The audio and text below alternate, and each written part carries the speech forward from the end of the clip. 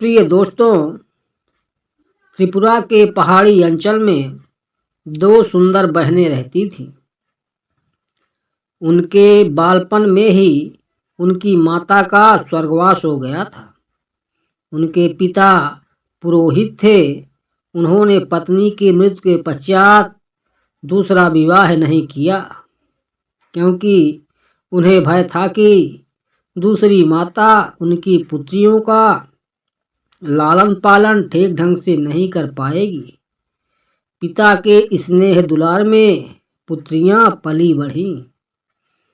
पुरोहित की आमदनी बहुत कम थी। वह खेती के द्वारा आजीविका चलाता था। उनकी पुत्रियां भी पिता की परेशानी समझती थी, अतः वे अपने पिता से अनुचित मांग नहीं करती थी। वर्षा ऋतु में उनके कष्ट और भी बढ़ जाते थे। कई वर्षों से मकान की मरम्मत नहीं हो पाई थी, अतः बरसात का पानी घर में घुस जाता था। यूं तो उनका घर एक ऊंचे मचान पर था, किंतु पानी वहां भी पहुंच जाता था। एक दिन दोनों बहनें खेत से थक कर लौटी। पूरे घर में पानी भरा हुआ था। छोटी बहन के मुंह से आह निकली। वह तड़प कर बोली, दीदी, अब हम क्या करें? ठहरो, देखती हूँ, शायद कुछ भात का बना त्रिपुरी भोजन रखा होगा। अभी उसे खाकर भूख मिटाते हैं। यह कहकर बड़ी बहन ने सांत्वना दी। बड़ी बहन ने थैला टटोला, किंतु खाने को कुछ नहीं मिला। सब कुछ बरसात के पानी में भीगकर खराब हो गया था। उसकी आंखों में आंसू आ गए। छोटी बहन का दुख वह सह ना सकी। उसने प्रतिज्ञा की कि मैं उसी को अपना पति मानूंगी जो मेरे घर को संवार देगा। जिस तरह सबके कष्ट दूर होते हैं, उसी तरह वह दुख भरी रात्रि भी बीत गई।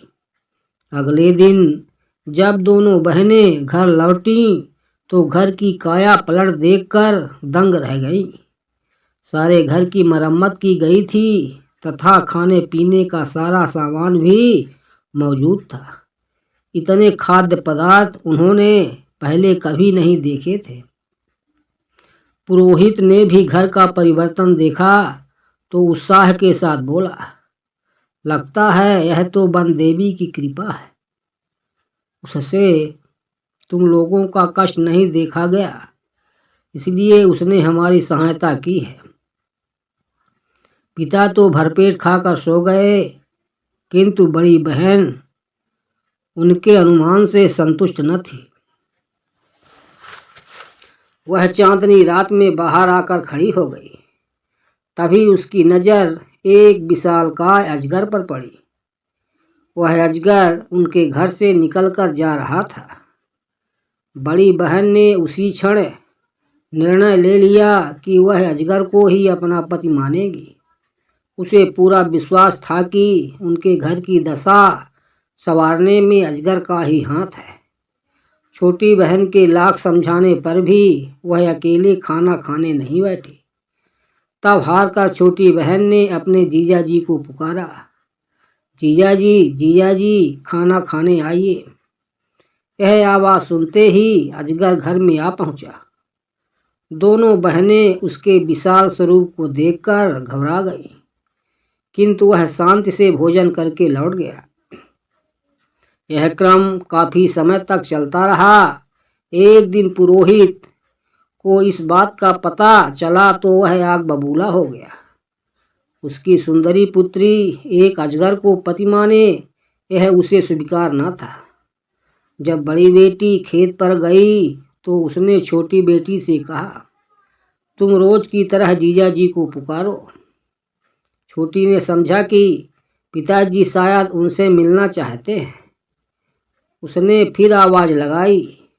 अजगर ज्यों ही मचान के पास पहुंचा, आड़ में छिपे पुरोहित ने तेज हथियार से उसके टुकड़े टुकड़े कर दिए। छोटी फूट फूट कर रोने लगी। बड़ी बहन ने जब अपने अजगर के मृत्यु का समाचार सुना तो वह दुखी हो गई। कुछ ही दिनों में उसके मन में अजगर के प्रति प्रेम भाव जाग गया था।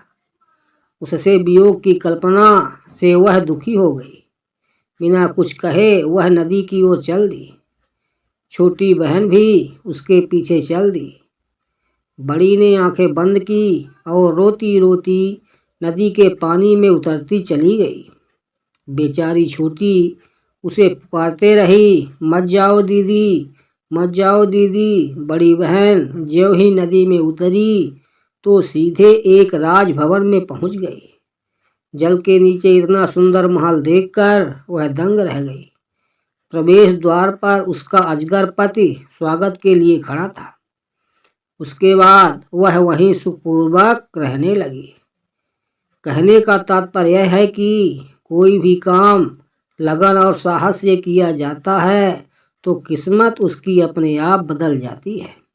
प्रिय दोस्तों, आगे की वीडियो देखने के लिए कृपया चैनल को लाइक और सब्सक्राइब कर लें।